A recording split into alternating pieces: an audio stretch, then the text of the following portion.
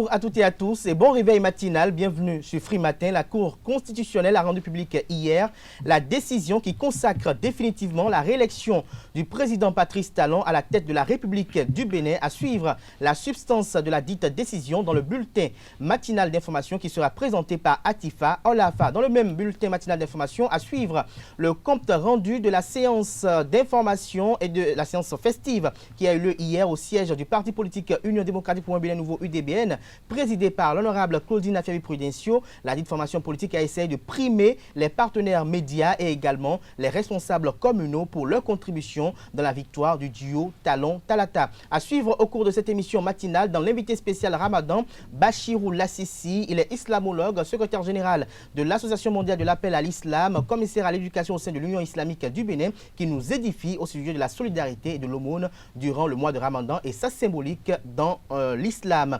Au cours de cette émission, dans le débat de ce matin, nous parlerons de l'actualité au Tchad et pour l'exercice, je serai avec Draman Boko et Carles Kitome. Mais avant tout ceci, chers amis internautes, vous aurez droit à la présentation de quelques titres parus ce jeudi 22 avril 2021 au Bénin. Et en fin d'émission, Nansrine Fatoumbi sera de la partie pour vous révéler les prévisions astrologiques du jour. Le décor est ainsi planté juste après ce jingle. On se retrouve dans un court instant pour la une des journaux. Bonjour à nouveau, chers amis internautes. L'informateur titre en manchette ce matin: proclamation des ultimes résultats de la présidentielle de 2021 par la Cour constitutionnelle. C'est définitif. Patrice Talon réélu président de la République par KO. L'intégralité de la décision de la Cour des 7 sages est relayée à la page 3 de la page ce matin de l'informateur qui titre également à la une ce matin: sécurité publique. L'intégralité des affectations à la police républicaine sont relayées aux pages 4 et 5 de la parution ce matin du Canard. Dans l'oreille droite de la une de ce matin, vous invite, chers amis internautes, à découvrir dans les colonnes de sa parution du jour le journal École produit par les étudiants en journalisme à l'École supérieure d'administration, d'économie, de journalisme et des métiers de l'audiovisuel ESAE. Le Béninois libéré en manchette ce matin: joie à la proclamation du chaos définitif du président Patrice Talon. Thierry Bilogwesi Gandaro par amour pour un père. L'article est publié à la page 3 de la parution ce matin du Canard qui titre également à la une ce matin: bilan du soutien de l'Union démocratique pour un Bénin nouveau UDBN pour le chaos du duo Talon-Talata.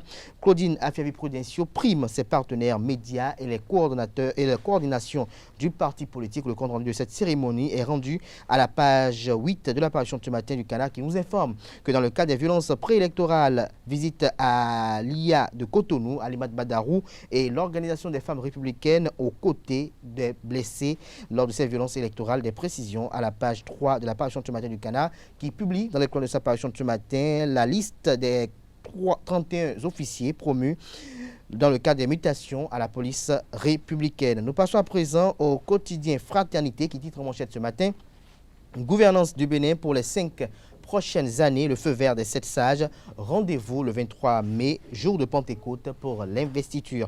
Toujours à la une de Fraternité de ce matin, victoire du duo Talon-Talata. L'Union démocratique pour un Bénin nouveau UDBN rend hommage à la presse et à ses militants. Nous passons à présent au quotidien La Nation qui titre en manchette ce matin: résultat de l'élection présidentielle du 11 avril 2021.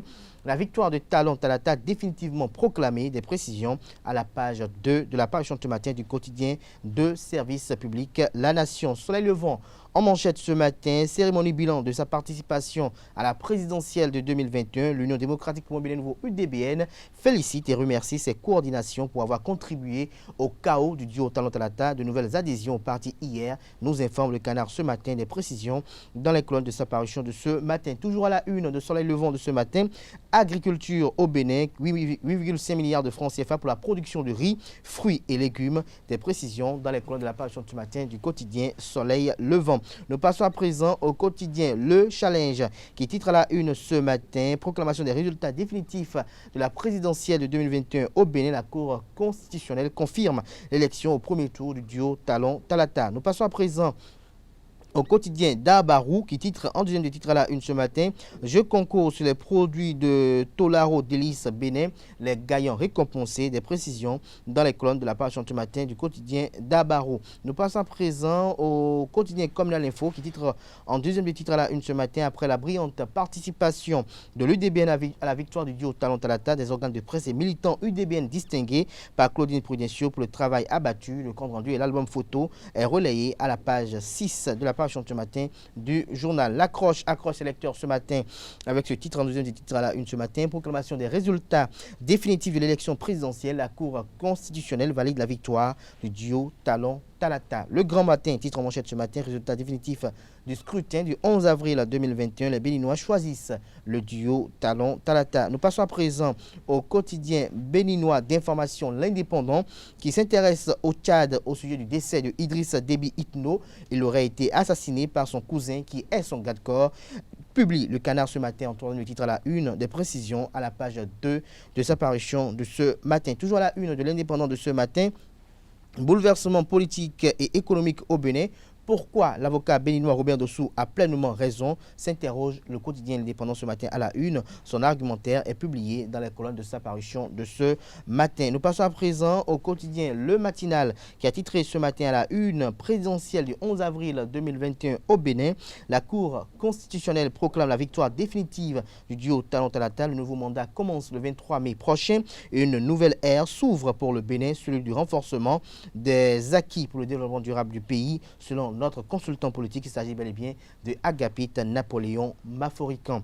Bénin Intelligent ce matin à la une, Mariam Chabi-Talata Zimé, les défis d'un poste historique. Il s'agit du poste de la vice-présidente, de la vice-présidence. L'article est publié à la page 12 de la page ce matin du Canard qui nous informe qu'au sujet des transformations des produits locaux, une société s'installe au Bénin.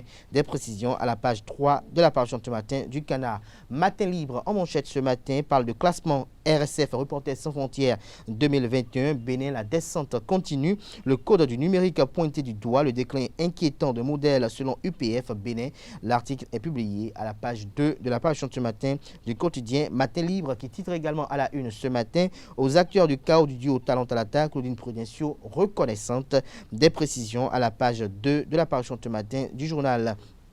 Jack Pata titre à la une ce matin après la mission d'observation de l'élection présidentielle du 11 avril dernier. L'ONG SUSMEC livre ses constats et fait des propositions. La déclaration rendue publique à cet effet est relayée à la page 10 de la page ce matin du quotidien Jack Pata.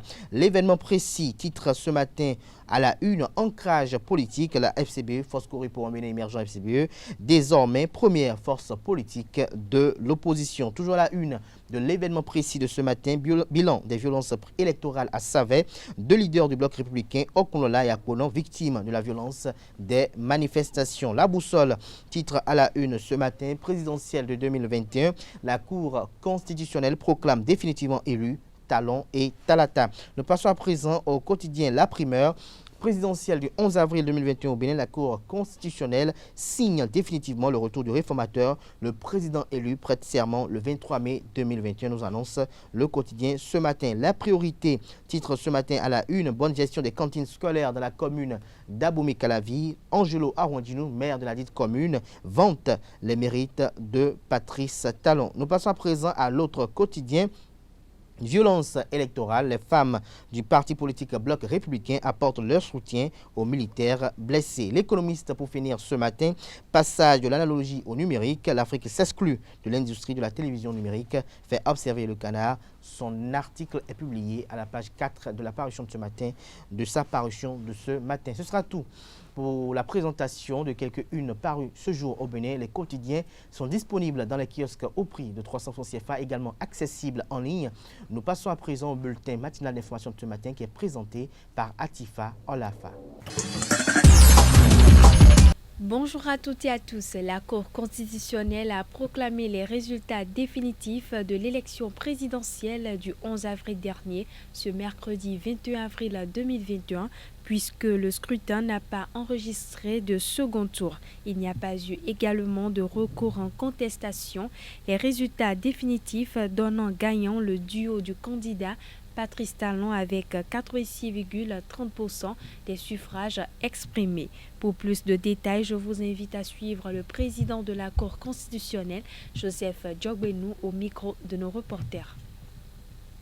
La Cour constitutionnelle, vu la Constitution, vu la loi numéro 91-009 du 4 mars 1991 portant loi organique sur la Cour constitutionnelle, modifiée par la loi du 31 mai 2001, vu le règlement intérieur de la Cour constitutionnelle, vu la loi numéro 2019-43 du 15 novembre 2019 portant code électoral, vu le décret numéro 2014-118 du 17 février 2014 portant attribution, organisation et fonctionnement du secrétariat général de la Cour constitutionnelle, vu la proclamation des résultats provisoires de l'élection présidentielle du 11 avril 2021,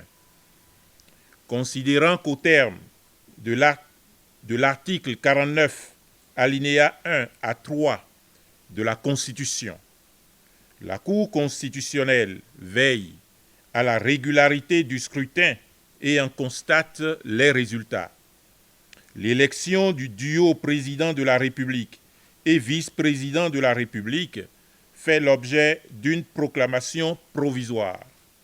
Si aucune contestation relative à la régularité des opérations électorales n'a été déposée au greffe de la Cour constitutionnelle par l'un des candidats dans les 5 jours de la proclamation provisoire, la Cour constitutionnelle déclare le duo président de la République et vice-président de la République définitivement élu. Considérant que la haute juridiction a proclamé le 15 avril 2021 les résultats provisoires de l'élection présidentielle du 11 avril 2021, considérant qu'aucune contestation relative à la régularité des opérations électorales n'a été déposée au greffe de la Cour par l'un des candidats dans les 5 jours de la dite proclamation, que par ailleurs aucune irrégularité de nature à en entraîner l'annulation n'a été relevée. En conséquence, article 1er proclame définitivement élu dans les fonctions respectives de président de la République et de vice-présidente de la République, M. Patrice Athanase Guillaume Talon et Mme Mariam Tchabi Talata. Article 2 dit que conformément à l'article 157-3, alinéa 2 de la Constitution, le mandat du président de la République en exercice expire le 23 mai 2021 à 0 heure.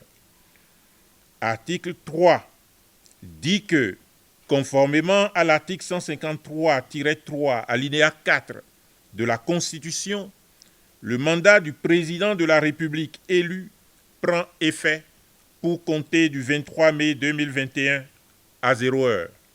Article 4 dit qu'avant son entrée en fonction, le président de la République élu doit prêter le serment prévu à l'article 53 de la Constitution.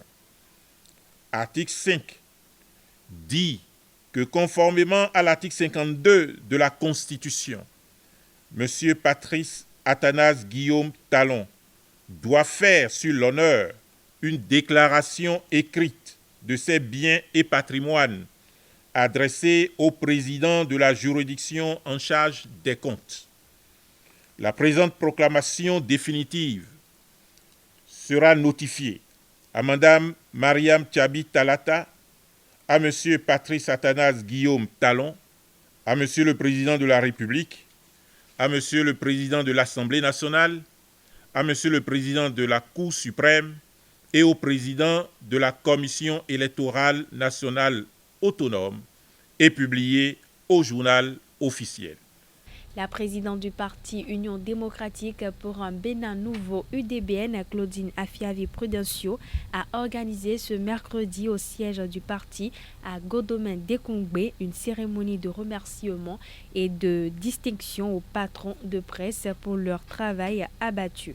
Claudine Prudencio se réjouit de la brillante participation de son parti à cet exploit. Pour cette dernière, le parti UDBN s'est fait démarquer de façon très positive durant la campagne et cela à l'actif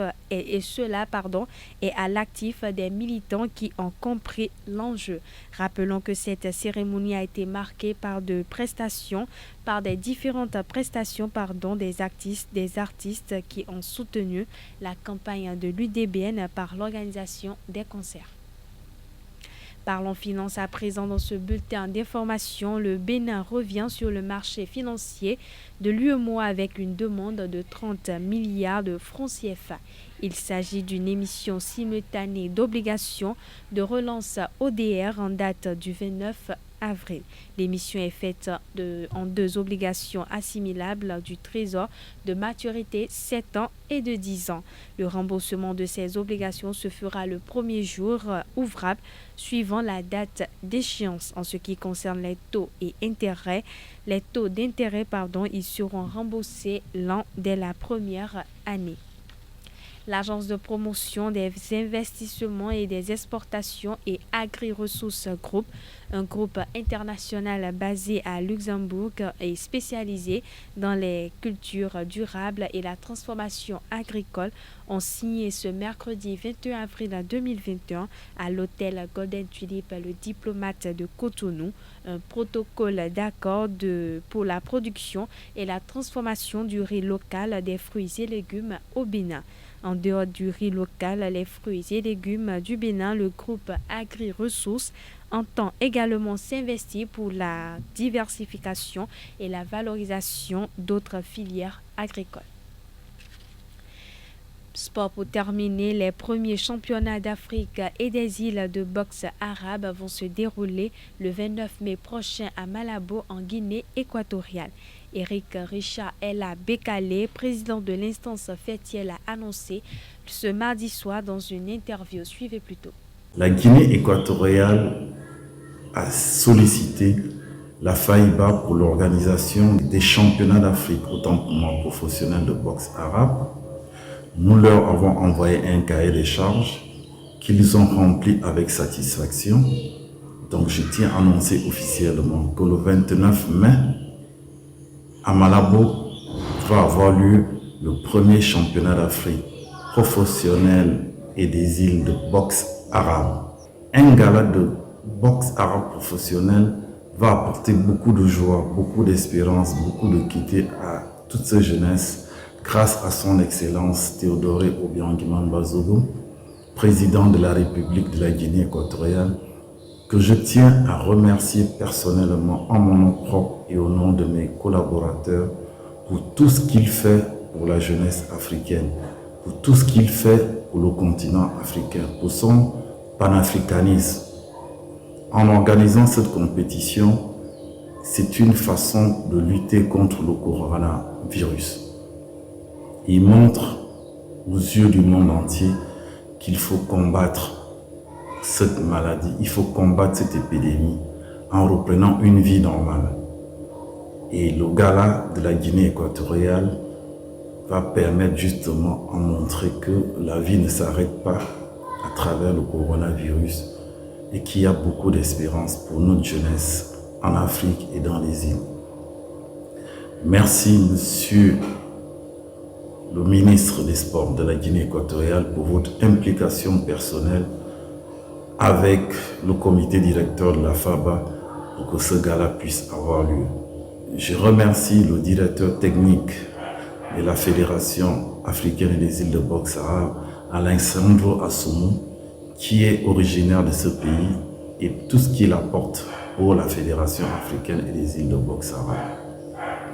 Je remercie tous ceux de près ou de loin qui ont contribué à ce que ce gala puisse avoir lieu dans les conditions que vous connaissez tous aujourd'hui sur le plan international par rapport au Covid-19 qui nous empêchent de vivre normalement. Et là, son Excellence le président Théodore Obiang Bazogo a montré que c'est un panafricain et que rien ne peut faire reculer son Excellence le président Théodore Obiang Bazogo quand il s'agit de la jeunesse guinéenne et de la jeunesse africaine. Par ce gars-là, il apporte l'espérance, il apporte la joie et il fait comprendre à tous les jeunes Africains de ne pas baisser les pas par rapport à cette maladie. Ce gala continental de boxe arabe va servir de tremplin au boxe africain et des îles devant participer au premier championnat mondial à Moscou du 27 juillet au 10 août 2021. Le président Éric Richard Bekale exhorte toutes les délégations à rester mobilisées pour répondre à ces rendez-vous planétaires. Je tiens aussi, par cette occasion, interpeller tous les pays qui n'étaient pas à jour par rapport au Grand Prix de Russie, qui sont les premiers championnats du monde de boxe arabe avec 244 ceintures qui vont réunir les combattants de toutes les fédérations de boxe arabe du monde. De se mettre à jour pour que le 27 juillet, la fête soit belle au niveau de la Russie. Je confirme par cette occasion la tenue du Grand Prix de Moscou le 27 juillet au 10 août des championnats du monde de boxe arabe. Donc je demande aux différents ministres des différents pays affiliés à notre fédération, aux différents hommes d'affaires de ces pays, aux différents parlementaires, aux présidents de l'AFABA dans ces différents pays, de prendre toutes les dispositions pour être à jour d'ici juin au plus tard. Je souhaite que tous les pays d'Afrique et toutes les îles soient à jour au plus tard le 1er juin pour faciliter les procédures de visa, de plans de vol, de réservation d'hôtels, etc. L'idéal, c'est que au plus tard le 1er juin, tous les pays africains, toutes les îles qui vont participer à ce grand rendez-vous soient à jour. Je tiens aussi à vous informer de toutes les réformes qui se sont passées au niveau de la FAIBA. Vous allez avoir la semaine prochaine la structure dirigeante de la FAIBA, le bureau directeur, le cabinet du président de la FAIBA, les bureaux des différentes zones. Dès la semaine prochaine, nous allons vous communiquer cela. Et ce sera tout, chers internautes, pour ce bulletin matinal d'information.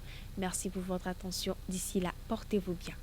Merci à vous, Atifa Olafa, pour la présentation de ce bulletin matinal d'information sur Free Matin ce matin. Merci pour l'attention, chers amis internautes. Vous retrouverez à 19h Kales Kitome pour la grande édition du journal télévisé sur ESAE TV. Place à présent à l'invité spécial de ce matin, l'invité spécial Ramadan de ce matin sur Free Matin. Bachirou Lassissi, bonjour. Bonjour, monsieur le journaliste. Islamologue, merci d'être à nos côtés. Nous parlons aujourd'hui de la solidarité de l'aumône durant le mois de Ramadan. Dites-nous, que symbolise d'abord la solidarité dans la religion islamique? Merci beaucoup, monsieur le journaliste, et bonjour, chers fidèles en islam et tous ceux qui nous écoutent dans le monde entier. Le mois de Ramadan, c'est un mois de solidarité. Et la fraternité et la solidarité en islam est l'une des prescriptions d'Allah subhanahu wa ta'ala, car Allah a dit dans le Coran wa ta'awanu 'ala al-birri wa taqwa. Donc entraidez-vous, soutenez-vous, vous faites solidaire entre vous et dans la crainte d'Allah subhanahu wa ta'ala. Et d'un autre côté, Allah a dit innamal mu'minuna ikhwa. Les musulmans sont des frères. C'est-à-dire l'islam, je peux dire un petit résumé, qu'est la seule religion qui prône l'amour et la fraternité. Et nous le voyons partout, dans nos adorations. où il n'y a pas de distinction entre les fidèles. Je suis président entre les riches, entre les pauvres, entre les plus nantis. Ils sont mélangés. Il n'y a pas une place pour la prière, pour un riche, ou bien un président, ou bien un ministre, ou bien un pauvre, non. Celui qui vient, il s'aligne et la prière continue. Et il n'y a pas une religion qui est spécialisée pour quelqu'un d'autre. Prenons par exemple le pèlerinage.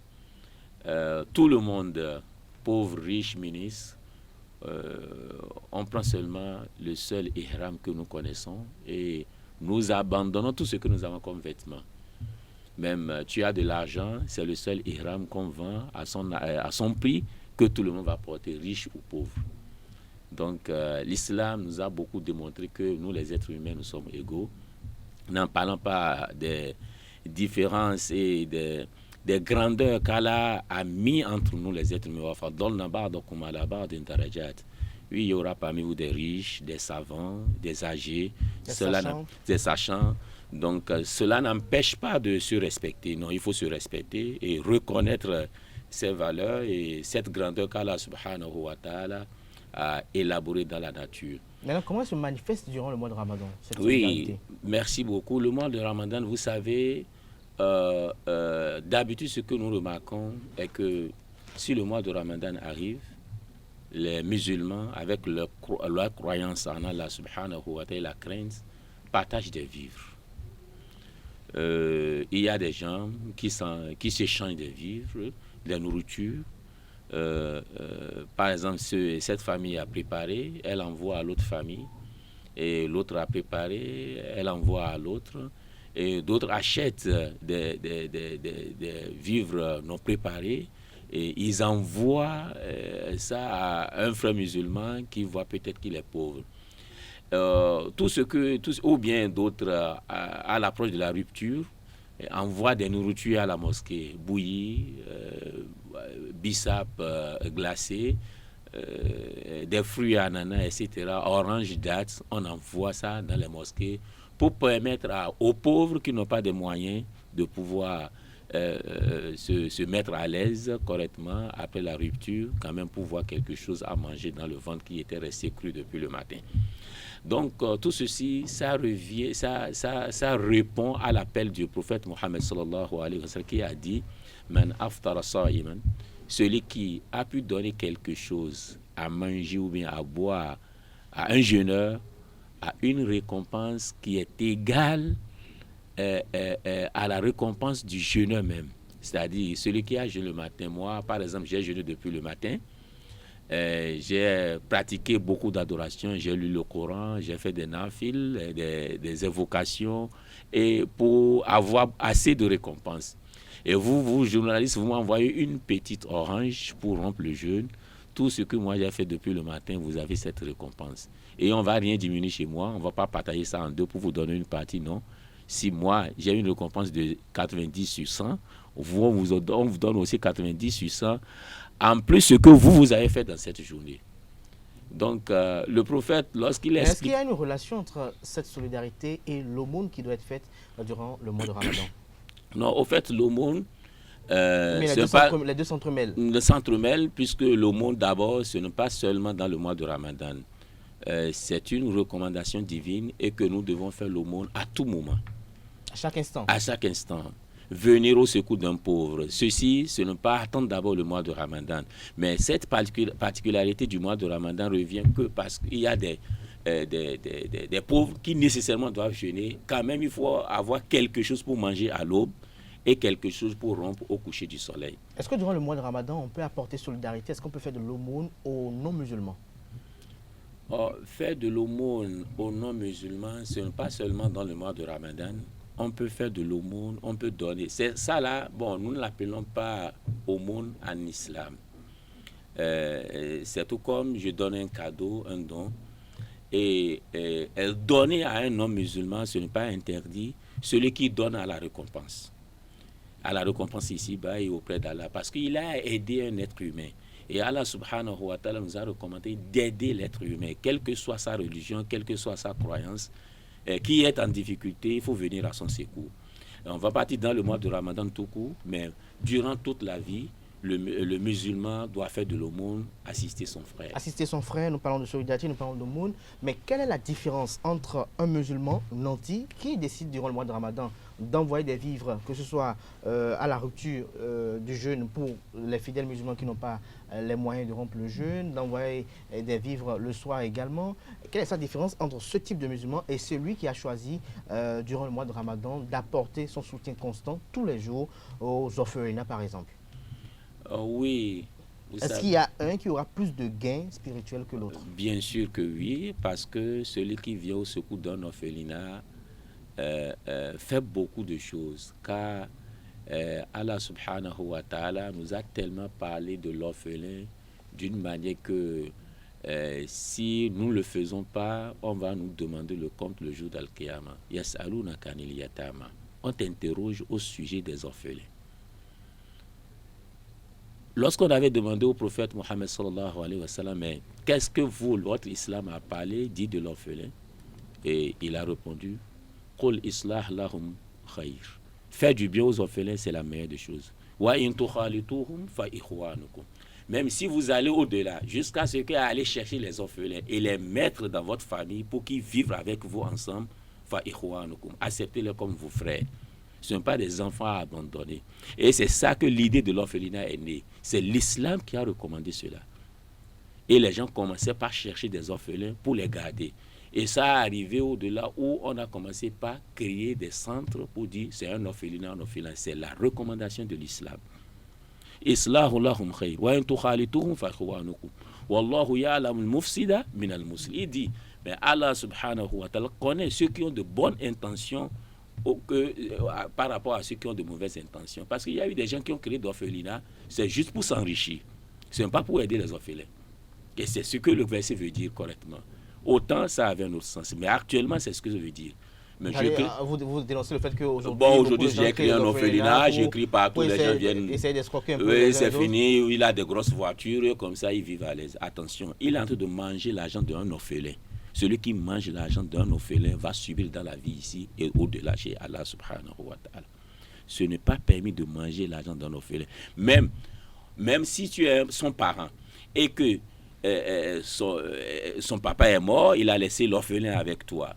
Allah subhanahu wa ta'ala dit, si toi qui veux garder son héritage, parce qu'il est un enfant, il n'a pas encore 18 ans, il n'a pas l'âge, il n'est pas majeur en islam, tu dois garder son héritage jusqu'à ce qu'il aura l'âge. Et si tu n'as pas les moyens, Allah a demandé seulement de manger bil ma'aruf. C'est-à-dire d'une manière que tu vas dépenser dedans, d'une manière que ça ne va pas agir sur la richesse qu'on a laissée.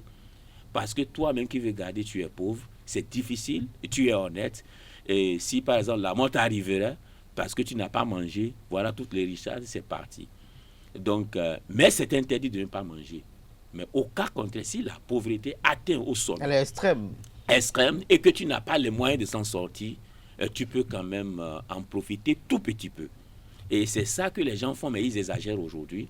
On envoie des millions pour garder les orphelins, ils prennent ça 90% pour leur propre intérêt, et on abandonne les enfants. Vraiment, c'est un sujet sur lequel on doit revenir incessamment dans les jours à venir. On laisse les enfants en déroute avec des sources qui nous laissent à désirer, des repas qui ne sont pas conformes, qui ne sont pas commodes.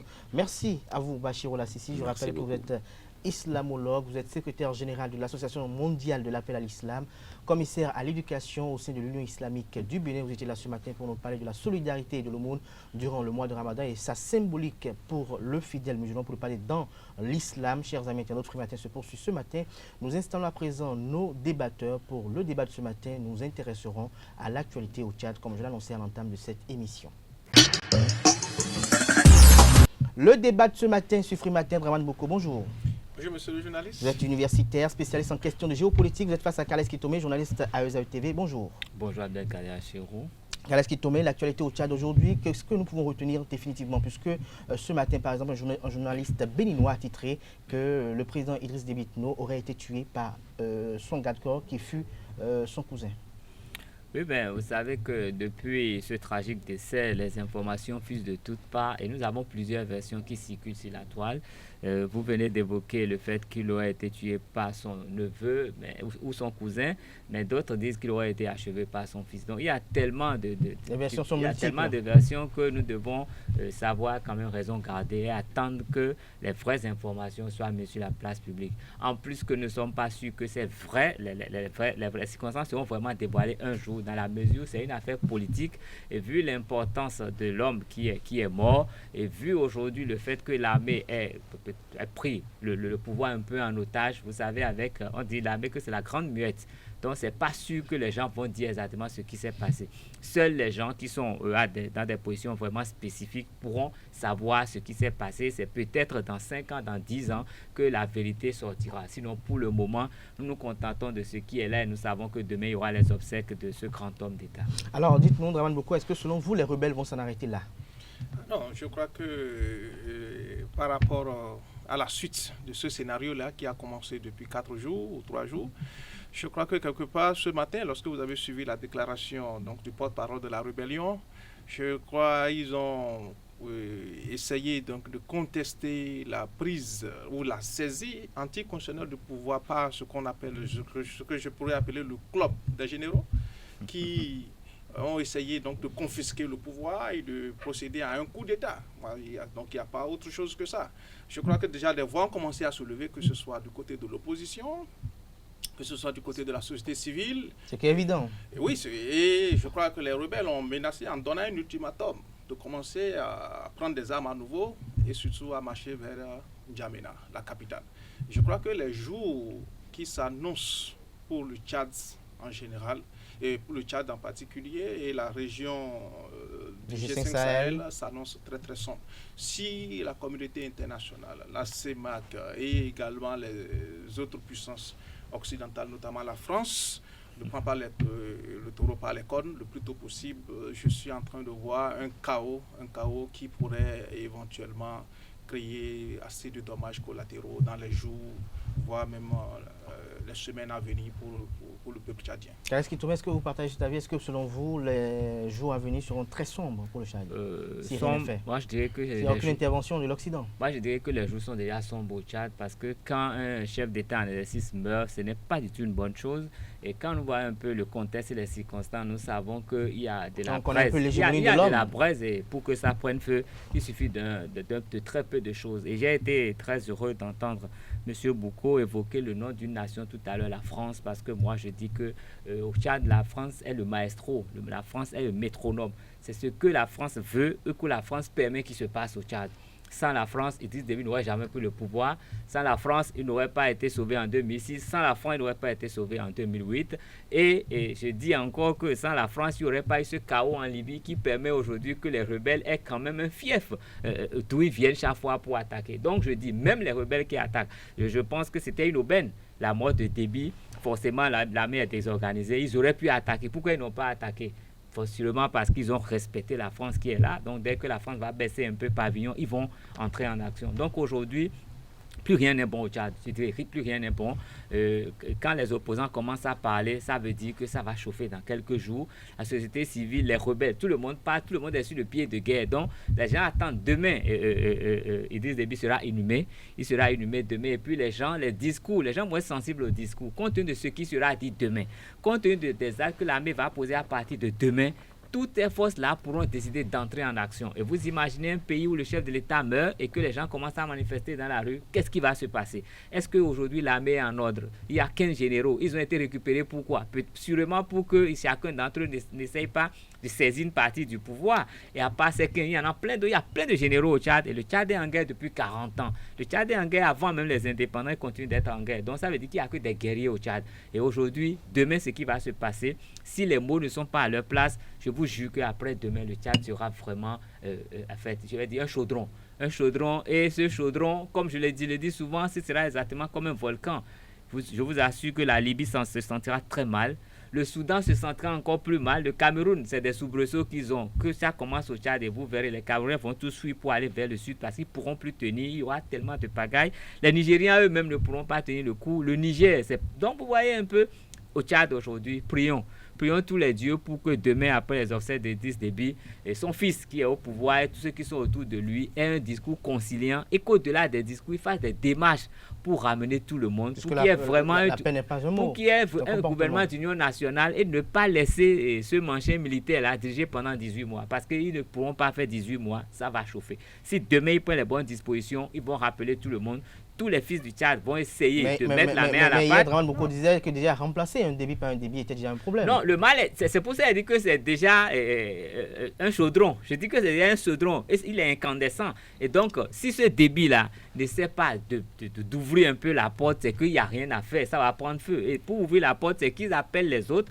Vous savez, aujourd'hui, nous savons que toutes les grandes sociétés au Tchad sont dirigées par les proches de Déby. Il faut commencer déjà à enlever ceux-là s'ils veulent un peu de paix. Il faut commencer et permettre à d'autres personnes de venir aux affaires. Il faut s'ouvrir à tout point de vue. S'il ne s'ouvre pas, je vous jure, il n'y aura plus rien de bon au Tchad. C'est que le Tchad n'est déjà pas bon parce que ça n'a jamais été stable, mais ça va être pire. Et ce qui serait mauvais au Tchad, ce n'est pas la situation du Tchad, mais c'est la situation de la CEMAC, la situation de la CEDEAO. Donc vous voyez un peu l'Afrique.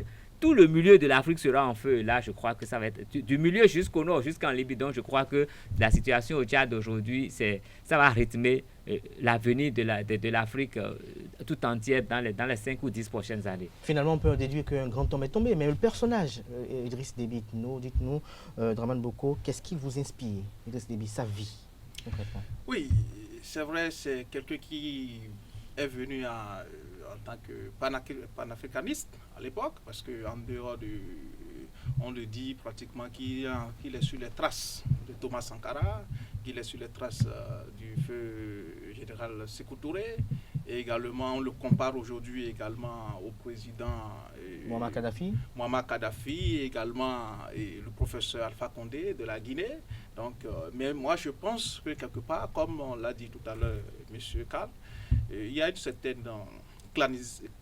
certaine caporalisation donc, des institutions stratégiques du pays qui se trouvent dans les mains d'un groupe ethnique, d'un clan. Mais est-ce que ce n'était pas nécessaire pour la stabilité du pouvoir? Non, écoutez, lorsqu'on sait un peu comment on déstabilise les régimes aussi en Afrique. En matière d'indice du développement humain, si vous regardez bien le classement fait par les institutions internationales, le Tchad, malgré les richesses pétrolières et également d'autres ressources que regorge le pays est classé, le Tchad est classé 187e sur 189. Nous n'avons pas de ressources au Bénin. Mais avec choses là, quand même, le Bénin est quand même mieux noté par rapport au Tchad en matière d'indice de développement humain. 187e sur 189, il ne reste que 2 places. Avec tout ce qu'il y a comme richesse dans le pays, c'est quelque chose qui est, pour moi, anormal. Surtout le pétrole. Oui, le pétrole, c'est quelque chose qui est anormal. C'est dire que quelque part, il y a une prise d'otage des richesses que regorge le pays par une minorité, par un clan, qui est le clan de Déby, d'Idriss Déby et de ses partisans. Moi, je crois que quelque part, ce qui est le plus important, c'est de voir que propose le régime pour que les conditions de vie des populations puissent s'améliorer en général. Et comme je l'ai dit hier, je continue de le répéter, on l'a présenté comme un panafricaniste, quelqu'un qui veut que l'Union africaine aille de l'avant, etc., etc. Mais je vous ai dit, et je crois que je l'ai dit hier, je le répète encore, Idriss Déby partage tout au Tchad sauf le pouvoir. C'est de cela qu'il s'agit. Mais pratiquement, la plupart des dirigeants africains sont ici, ils partagent presque tout sauf le pouvoir. Mais est-ce que ce n'est pas la conception de nos démocraties africaines qui contraint nos chefs d'État à avoir cette constitution du pouvoir? Non, écoutez, s'il vous plaît, l'Afrique de 1960 à 90 est une autre Afrique. L'Afrique de 1990 à 2000 est également une autre Afrique. Nous sommes en 2021. Aujourd'hui, nous ne sommes pas dans une monarchie. Le Tchad n'est pas une monarchie. Le Tchad est une démocratie. Nous ne sommes pas dans une monarchie comme en Swaziland ou au Maroc où on sait que c'est une succession qui se fait de père en fils, etc., etc. Je crois que quelque part, il faudrait que nous puissions sonner la fin de la récréation pour qu'on puisse respecter les tests que nous nous sommes donnés. Puisque je me pose finalement la question de savoir à quoi servent les constitutions que nous nous donnons en Afrique. À quoi servent les constitutions, Carles Kitomé? Mais est-ce que ces constitutions véritablement ont une place de choix dans la vie politique de ces pays? Lorsqu'on regarde par exemple la Libye qu'on a voulu nous présenter plus démocratique, on constate aujourd'hui que les Libyens sont plus malheureux qu'au temps de Muammar Kadhafi. On se pose la question de savoir est-ce que derrière les constitutions, comme l'a dit une fois Idriss Déby, le constitutionnel qui est venu rédiger, il ne le connaît pas, est-ce que derrière les constitutions, ce ne sont pas des livres qui nous sont envoyés depuis nos maîtres pour peut-être essayer un peu de nous maquiller ce qu'il ne faut pas qu'on constate? Je dirais simplement que les intellectuels africains commettent un crime énorme. Et ce crime consiste à vouloir venir plaquer exactement ce qu'ils ont appris ailleurs, sans tenir compte des contextes sociologiques et psychologiques, de l'environnement dans lequel ils veulent agir. Et je pense qu'à partir du moment où les intellectuels africains vont commencer à faire cette adaptation, nous nous sentirons mieux. La démocratie, c'est écrit dans les livres, mais la démocratie en France n'est pas pareille à la démocratie en Angleterre, c'est pas pareil à la démocratie aux États-Unis, même en Allemagne, c'est pas pareil. Donc, il faut forcément trouver la formule qui va pour nous. Et ça ne veut pas dire que la démocratie béninoise serait une copie plaquée de la démocratie togolaise. Rien n'est comme il faut. Mais dites-nous, il faut être spécifique. Avec une petite digression positive, est-ce que vous pensez que la démocratie a apporté une plus-value aux peuples africains? Un plus-value, est-ce que l'Afrique, selon vous, quand vous regardez un peu l'histoire des ethnies, quand on voit un peu la sociologie, la psychologie, est-ce que vous pensez que les Africains sont aptes pour une démocratie fondamentale? Oui, je dirais oui, mais... s'il y a un mais, est-ce que non, le mais, vous savez, nous avions une organisation sociétale en Afrique avant que le colon n'arrive. Mais aujourd'hui, aller dans n'importe quel royaume qui porte encore ce nom, le colon a vite fait de promouvoir ceux qui n'avaient droit à aucune dignité, et de cette façon, ils ont pu contraindre ils ont pu contraindre ceux qui tenaient les trônes à courber les chines, et ça leur a permis de faire leur œuvre. Mais aujourd'hui, toutes ces personnes qui n'avaient droit à aucune dignité et qui ont été promues à des rôles, à des grades de dignité, revendiquent cela. Ce qui fait que dans tous les royaumes aujourd'hui, il y a une guerre. Il y a une guerre de trône. Et avec ça, la stabilité est foutue. Et cette guerre, c'est avant 1960. Et ça a continué jusqu'à ce jour. Ça veut dire que notre organisation de base, elle est détruite. Et il fallait que cette organisation de base soit là pour qu'on puisse l'adapter à quelque chose. Nous n'avons pas fini de régler nos problèmes de royauté. Et il y a eu la révolution parce qu'on a voulu nous libérer. Ils ont donné un coup d'arrêt à la révolution pour apporter la démocratie. Mais vous êtes journaliste, mais je vous mets au défi de me dire exactement le contenu de la constitution béninoise à la date d'aujourd'hui. Déjà, la constitution de 1990, moi j'ai dit que 95% des Béninois ne savent pas ce qui est contenu dans cette constitution. Et il y a 2 ans, nous sommes venus encore changer cette constitution. Et je vous dis, aujourd'hui, il n'y a même pas 1% des Béninois qui connaissent cette constitution. Même ceux-là qui s'asseyent là-bas, qui sont députés. Ceux-là qui disent, oui, on a fait campagne pour tel ou tel. Dites-leur de vous parler de la Constitution. Ils ne savent même pas, ils ne peuvent pas vous dire clairement ce qui concerne jusque l'élection du chef de l'État. L'élection dans laquelle on a mis beaucoup d'argent, ces acteurs, ils ne savent pas ce qu'il en est. Écoutez-les très bien, ils racontent des bêtises. Ils disent des conneries, ils disent des choses qui sont des non-sens par rapport au contenu de cette Constitution. Et nous parlons de notre démocratie qui est basée sur cette Constitution. Nous sommes où? Nous leurrons, nous nous trompons énormément. Il faudrait d'abord pouvoir vulgariser cette constitution, faire comprendre à ceux qui n'ont pas été à l'école cette constitution, parce que c'est la loi qui les régit. Le gars il brûle un feu et il ne sait pas qu'il peut aller en prison pour avoir brûlé le feu. Parce que il n'y a personne, lui passe, il dit mais tu es au final, il passe et il croit que le droit lui permet de le faire.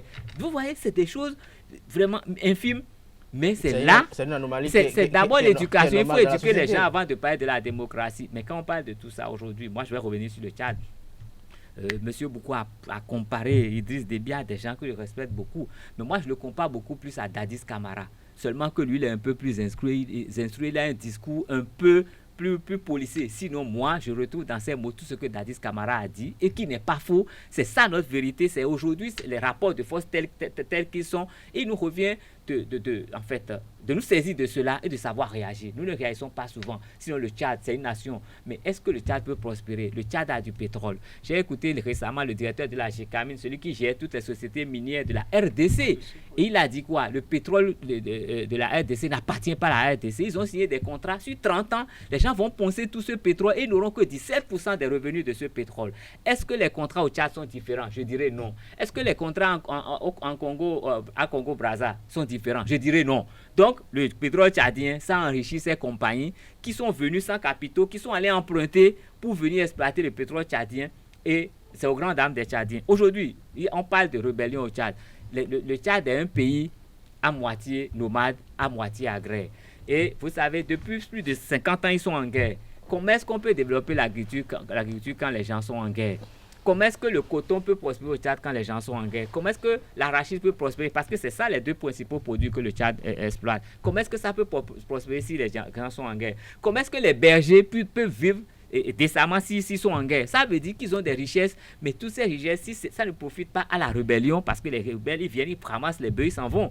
Et c'est que ça qu'ils vivent. Ils viennent, ils ramassent vos cotons, ils s'en vont. Donc, ça enrichit la rébellion et ça enrichit les entreprises coloniales qui sont là et qui compressent les Tchadiens. Donc, il faudrait forcément que les Tchadiens se libèrent. Et la fausse indépendance, là, elle est là. Mais il faudrait qu'on puisse aujourd'hui trouver la formule de s'éduquer, de savoir que ce sont ces lois-là qui nous régissent et de savoir nous organiser tous autour de nos propres richesses. Sinon, la guerre ne fait que commencer et ça va se perpétuer. Draman Boko. Oui. Moi, je crois que quelque part, je pense qu'il faut profiter de la situation actuelle pour pouvoir changer les choses au Tchad. C'est quelque chose que personne n'a prévu qui est arrivé. Et je crois que c'est une chance, c'est une opportunité que nous offre la nature, si je peux m'exprimer ainsi, qu'offre au peuple tchadien pour pouvoir changer la donne. Tout ce que vous venez... Est-ce que vous pensez qu'ils ont les moyens de changer la donne? Oui, bien sûr, c'est possible, puisque, écoutez, tout dépend de la volonté politique des uns et des autres. Les acteurs principaux sont là. Je viens tout à l'heure de dénoncer, de décrier la saisie du pouvoir par le club des généraux, ce qui n'est pas prévu par la Constitution. Si le peuple, les institutions, la société civile, les organisations sous-régionales, régionales et internationales peuvent profiter de cette situation que vit le Tchad pour pouvoir changer la situation actuelle que vient de peindre en noir le collègue, je crois que quelque part, on doit profiter pour pouvoir faire changer la donne au Tchad. Bon, la liberté et la démocratie dont on est en train de parler, qui piétine au Tchad, voilà une occasion aujourd'hui pour redresser la barre. Les droits de l'homme et les richesses du pays aujourd'hui qui sont exploitées par les institutions étrangères, etc. Voilà l'occasion pour pouvoir frapper du poing sur la table. Est-ce que vous pensez que le Tchad a les moyens logistiques, même si je peux le dire, de mettre out ces étrangers? La destinée du Tchad se trouve dans ses mains et non entre les mains d'un prédateur ou d'une puissance étrangère. Ils peuvent le faire sur le désir. Mais écoutez, c'est la France qui a demandé à l'armée de... Il faut qu'on soit unis avant de le faire. Non, je crois... Est-ce que c'est la France qui a demandé à l'armée de confisquer le pouvoir? Écoutez, les responsabilités d'abord nous incombent chez nous en Afrique. C'est ce que je dis. Les responsabilités nous incombent. Écoutez, il ne peut pas avoir un espion de dehors qui viendra vous déstabiliser si vous-même, vous ne créez pas la faille. Et c'est le même problème, c'est ce que nous vivons actuellement. C'est nous-mêmes, en réalité, nous ne respectons pas les tests que nous sommes donnés. Mais vous voulez quoi? Que les autres vont en profiter pour pouvoir semer du trouble. Et j'ai l'habitude de le dire. Les gens ont intérêt, les grandes puissances ont intérêt à ce que le trouble persiste dans le pays ou dans la sous-région. Je le dis toujours que l'instabilité est un terreau favorable pour des affaires louches. Les multinationales, les grandes puissances ont intérêt à ce que le Tchad soit dans une instabilité permanente. Pourquoi? Parce que cela va leur permettre de pouvoir puiser les richesses du pays de façon illicite, de façon illégale, au détriment du peuple tchadien et à leur profit, malheureusement. Mais comment se fait-il qu'un pays qui soit extrêmement riche et vaste, oui, comprenez, le Tchad est un territoire donc extrêmement vaste et qui est riche, et que la population vit sous le seuil de pauvreté. 42% de la population tchadienne vit avec moins d'$1 par jour. Mais c'est inadmissible. C'est des choses que nous pouvons corriger. Voilà une occasion, voilà une opportunité qui se présente au peuple tchadien, à la CEMAC, à l'Union africaine, pour pouvoir changer la donne. Mais malheureusement, comme je l'ai dit, je suis pessimiste par rapport à l'avenir, dans les jours à venir, par rapport à la situation au Tchad, parce que la junte, le porte-parole de la junte militaire vient de dire que, voilà, selon la charte de la transition qui a été rédigée hier et lue ce matin sur RFI, il disait, voilà, la transition va durer 18 mois, avec possibilité de renouvellement une fois. Ce qui veut dire que nous ne sommes pas dans un processus d'1 an et demi, mais plutôt dans 3 mois. Non, d'un an et demi, mais plutôt 3 ans. Parce qu'on dit 18 mois renouvelables. Il dit que c'est possible. Donc, ils vont voir et apprécier. Qui va apprécier la situation? C'est eux qui vont apprécier la situation et prendre la décision pour dire non. Mais est-ce que quelque part, vous ne pensez pas qu'ils ont peut-être raison, qu'ils ont peut-être des éléments qui les confondent dans cette position, ou peut-être parce qu'ils ont peur peut-être d'être jetés à la vindicte populaire? Ah non. Vous êtes pour avoir été complice de ces faits? Non. Je crois que quelque part, je crois que ce sont des arguments fallacieux pour confisquer davantage le pouvoir. Et je crois, c'est par rapport à cette déclaration que les rebelles qui sont au nord-ouest et la société civile et l'opposition ont déjà commencé à frapper du poing sur la table par rapport à ça. Je crois que Non. Écoutez, monsieur le journaliste, ne profitons pas de la situation pour essayer de dire non, la situation politique ou sociale ne permet pas d'organiser des élections pour le moment, attendons 3 ans, etc. Non, ce sont des arguments qui ne tiennent pas. C'est une manière de pouvoir confisquer le pouvoir. C'est une manière de pouvoir permettre au clan Déby de pouvoir mieux s'installer davantage et de pouvoir continuer à enrichir un groupe, un clan, plutôt que d'enrichir plutôt que de permettre au peuple tchadien de pouvoir bénéficier des richesses que regorge le pays. Est-ce que tu as un petit commentaire pour finir? Non, mais ce n'est pas un petit commentaire. Moi, je vais me permettre de faire un parallèle avec ce qui se passe dans mon pays, le Bénin. Vous avez vu tout ce qui se passe au Tchad. Nous avons fait la présidentielle et les gens ont donné des conseils. Sinon, on donne les moyens aux gens d'aller dans la rue, de venir avec des armes, de sortir tous leurs arsenals de gris-gris et de tirer sur les gens, de blesser les gens. Ça commence comme ça. Ça commence par ces petites bêtises. Ça commence par ces folies. Et ces gens qui sont assis quelque part dans le froid, ils ont même froid là où ils sont. Ce climat n'est pas adapté pour eux. Ils se sont contraints d'aller rester dans ce froid et ils envoient les gens qui sont ici au front. Vous savez, on dit que le cousin de Déby se serait vengé de la mort de ça, mais les gens n'ont pas perdu des parents à Tchaourou, les gens n'ont pas perdu des parents à Savè. S'ils voulaient se venger, vous voyez ce que ça peut faire. Et donc, c'est pour dire que je donne un carton rouge à tous ces opposants béninois qui disent aux gens d'aller dans la rue. Je leur donne plusieurs cartons rouges, un carton de carton rouge, parce qu'ils n'ont plus le droit d'être sur la scène politique s'ils incitent les gens à faire à la violence. Je serai d'accord qu'ils demandent à venir et de manifester de façon pacifique, sans casser quoi que ce soit, sans même briser un seul petit verre sur la route. Ils marchent, ils viennent exprimer leur opinion et ils rentrent chez eux. Ils vont le faire jusqu'au moment où le gouvernement soit sensible. Ils vont user de tous les moyens, ils peuvent aller en justice, mais quand ils commencent à casser une brindille de balai, il faut les envoyer en prison. Parce que nous sommes ici au Bénin. Les Tchadiens, ils se plaisent à venir au Bénin. Ça chauffe chez eux. Il y en a plein qui viendront encore. Donnons cette chance aux autres de venir au moins retrouver la paix chez nous. N'importons pas les maladies incurables d'ailleurs chez nous. Donc je dis encore, tous ceux qui disent aux gens, allez dans la rue, et que ce ne soit pas de façon passive, tous ceux qui disent qu'on peut donner des moyens aux gens de Tchaourou pour agir, je crois qu'ils ont une place privilégiée, et cette place, elle est en prison. Merci à l'arbitre Carton Rouge Cal. Oui. Non, moi je ne vais pas me prononcer par rapport à l'actualité politique du Bénin, pas du tout. Donc je préfère me concentrer sur le Tchad. Et comme je l'ai dit, je pense que l'espoir est encore permis. Même si dans les actes que posent aujourd'hui les acteurs principaux de la destinée du Tchad ne vont pas dans ce sens.